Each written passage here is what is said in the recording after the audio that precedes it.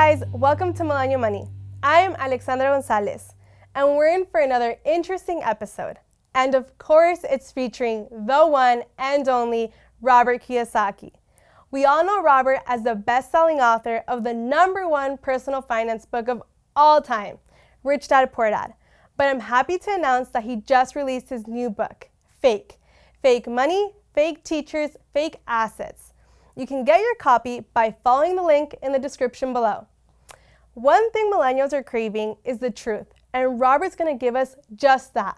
Hopefully, he can clear some things up in our discussion, because I'm sure we've all wondered how money is even created. And the way money is created, 71 and today, is first you have the US Treasury, okay? And then you have the Fed, the central banks, Bank of Japan, Bank of Tokyo, and then you have the big banks, Wall Street banks. So this would be Goldman Sachs, Wells Fargo, Morgan Stanley, and all this. So the way money is created is the US Treasury creates a bond. Okay, it's an IOU from guess who? The taxpayers.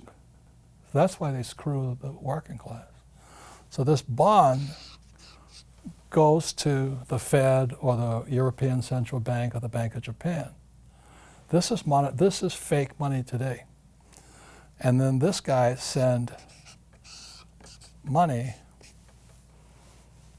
to the big banks. This is called quantitative easing. It's also called printing money. Okay, they call it quantitative easing. And this money then goes to the rich. God bless America. I just love this system, you know. The only way this money comes out Through debt. is debt. So I go in, so when the markets crashed in 2008, the world economy almost came down, Kim and I borrowed $300 million. The average guy can't borrow $1 million. But if you have the right financial education, which is what the cash flow game is about, then I can borrow as much money as I like. So today, Kim and I are about $600 million in debt. The average guy goes, that's terrible. But as you know from Rich Dad, Poor Dad, there's good debt and Bad debt. bad debt. Yeah. Well, this is good debt. Okay. Isn't it crazy how the rich just keep getting richer? Let's find out how. This is what makes the rich rich. And debt is tax-free. So if you worked for $300 million, you'd pay $150 million in taxes. Okay. If I borrow $300 million, I pay nothing in tax. And the reason debt is not tax is because this is how money is created. If I don't borrow the money, there's no money created. So then this flows into the economy. And this is real economics. They don't teach you this in school. Yeah, no way. Okay. And the only way and so when it flows into the economy, the way that bond gets paid for is via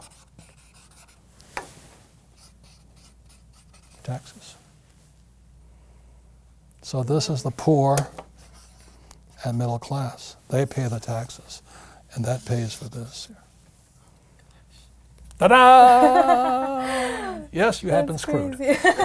So, in 1971, Nixon took the dollar off the gold standard, and Robert explains exactly what happened as a result of that. Anyway, this is kind of the big picture of what happened after 1971. The moment they took the dollar off the gold standard, what happened was these guys started to print money. And what does school tell you to do? Get a job and work for money and pay taxes. Those fake teachers have to do that because otherwise they can't pay for that bond. Our school system is so fake. It's more fake than those fake plastic plants there. And these teachers, bless their heart, they don't know any of this because they want their pension. And their pensions are going broke here. Teachers' pension, firefighters' pensions, and police pensions are going broke. Social Security is bust.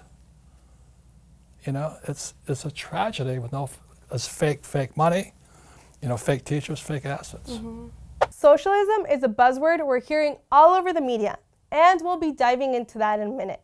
But first, Robert explains what happens when you just keep printing and printing money. First of all, there's a time and place for socialism. Socialism is being kind, helping your friends. Socialism is giving people fish. Capitalism is teaching people to fish. So those guys are socialists. This is capitalism. I'd rather teach you this so you know how to do this. One last point before I explain AOC and the socialist communists who are running for, like Obama and Hillary. Man, I'm not a Republican or Democrat. I just don't like it when people lie to us. Trump is my friend, but he opens his mouth too much. I understand. But this is the system he follows, okay? So if you hate Trump, I understand. What happened in 1971, is the point of fake, was that they could print as much of this as they wanted. To solve their problems, they just printed it. They just kept printing it. And the economy went like this. So a guy of my generation baby boomers had it easy. It was really easy for a baby boomer to get rich. Your generation, there's a word for it. You've been, what? Very accurate. And the economy is about to come this way. You know that. Yeah. Because you've been printing it.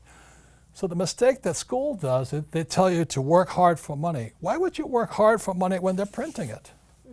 Why would you save money when they're printing it? And why would you save it when interest rates keep coming down? That means the value of money keeps coming down. And our school systems are still telling you that. Work hard, save money, get out of debt, save it. And you're being screwed. That's fake money, fake teachers, and fake assets. So before I get into, this is capitalism. The problem is most school teachers are communists and socialists. They're good people, don't get me wrong.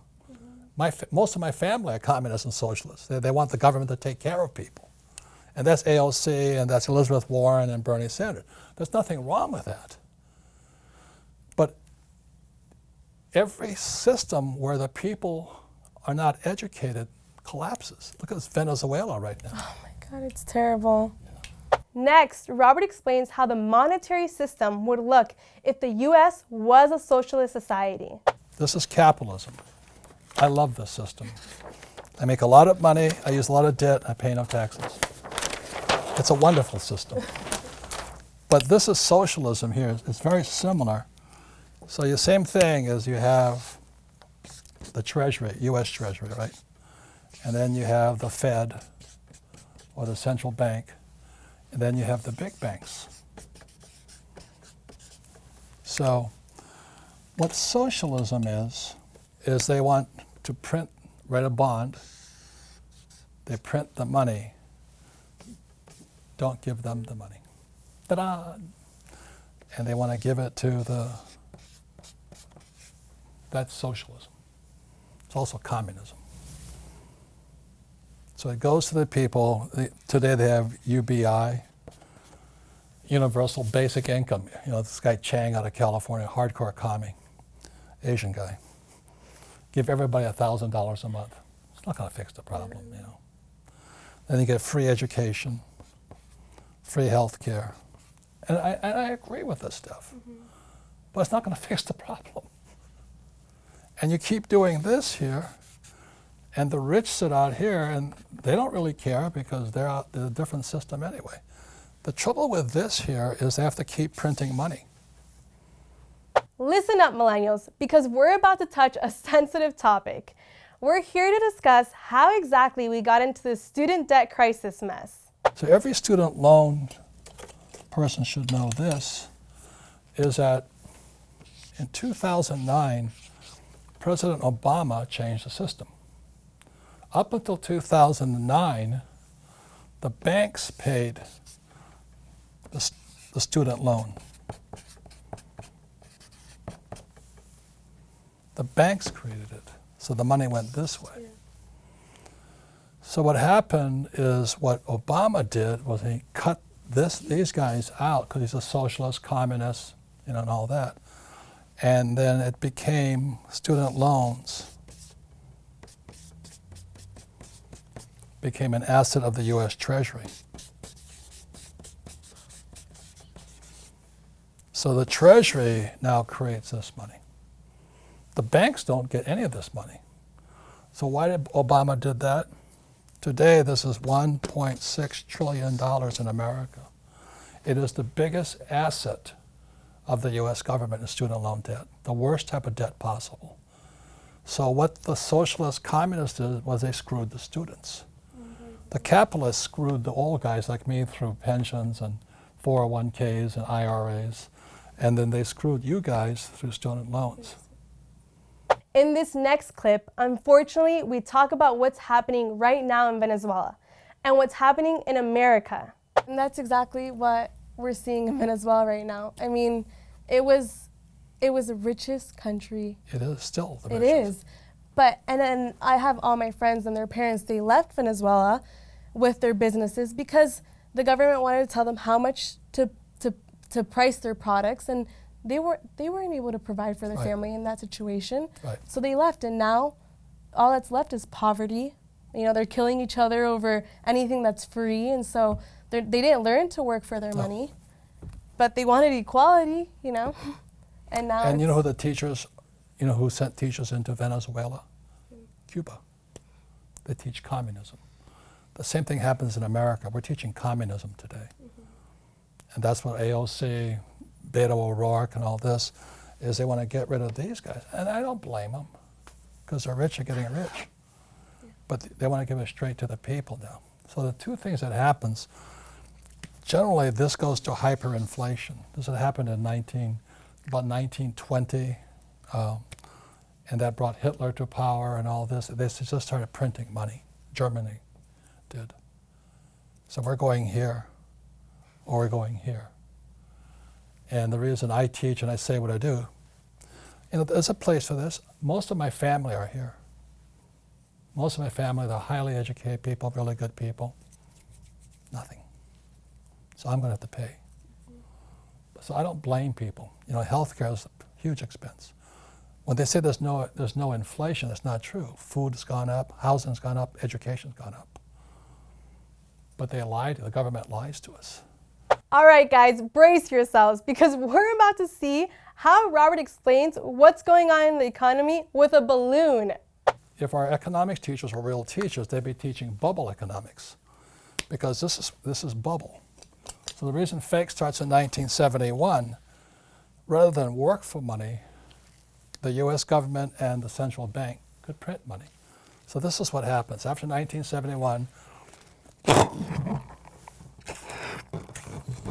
oh, we have a problem. We don't have to fix it.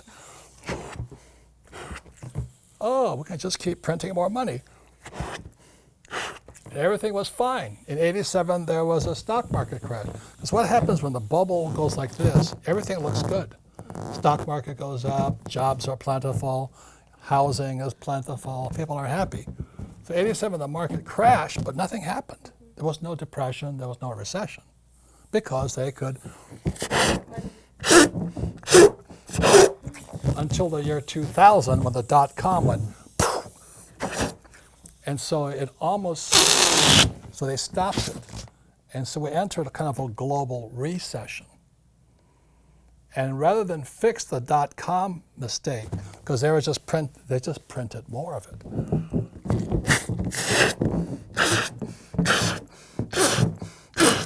So from 2008 till today, 10 years later, rather than teaching us and fixing the problem, they just keep printing more money. Yeah. So the stock market gets bigger and bigger. There's more money in the economy. Stock market's floating. You know, you got real estate's floating. Businesses are borrowing money. Everybody's happy. And the government is going broke because our debt to GDP ratio is now about 109 to 1. We can't sustain. So our debt to GDP, I mean, the amount of debt we're carrying is going to keep going up because old guys like me have no retirement and young guys like you have no future because you're stuck in debt. Because in 1971, the dollar became debt. Yeah. But they don't teach you that. So, and now if we keep printing money to fix the economy, what's going to happen? gonna pop. Oh my God, that scared me. That's exactly what's gonna happen. And that's the future. Oh my goodness. In this last clip, we wrap up our discussion about the current economy. Let's listen. So I think to solve the problem, because there's no financial education, they're just going to print more money. And if it deflates a little, that's called a recession. If it pops, that's called a depression. And if we don't make changes pretty quickly, just like the environment, just like many problems facing, if we don't make changes quickly, we collapse. So that's why I created the cash flow game. That's why about fake, rich dad, poor dad. We do this show, and that's why I love Millennial Money, because I get to talk to people like you. Yeah, and they learn a lot too. I think that's enough for today, but comment below on what you really think about socialism versus capitalism. Subscribe to survive this crazy world, and click that bell to get notified of upcoming shows. I'll see you guys in our next Millennial Money.